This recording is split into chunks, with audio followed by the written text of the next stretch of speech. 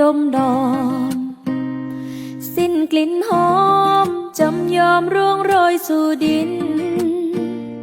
เปรียบใจเขาที่เศร้าฮักเจ้าดอกไม้บ่ทันตั้งหลักเคยบอกฮักวันนี้เพิ่นบอกลาเจ้าจำปาหากว่าเจ้าใจพังเพคนโลเลสิไปเสียดายเฮ็ดหยังแห้งเหี่ยวเฉาแต่เจ้ายังแตกช่อไม่เบ่งบานอีกครั้งจำปายังกลุ่นกลิ่นหอมไปคลุ้งป่าดอกจำปาไปบานพิษบอนแตกช่ออ่อนพิษมองเขาเลยมอง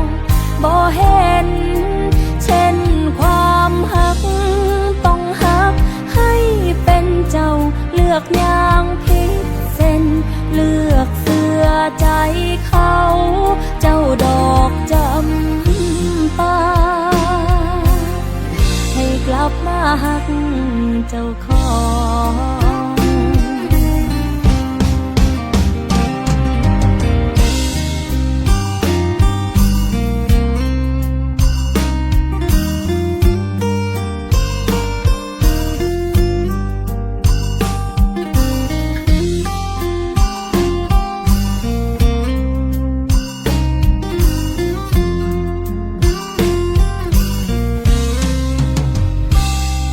ที่ลอยลองให้จ้องหัวใจเจ้าคืออย่าไปฝืนไปบืนคันเพิ่นสิลาเพิ่นบ่ฮักเพิ่นทิมปาดอกจำปายังเป็นจำปาเจ้าก็อย่าคิดหลายอย่าเศร้าเลยดอกจำปาไปบานพิษบอนแตกช่ออ่อนพิษมองเขาเลยมอง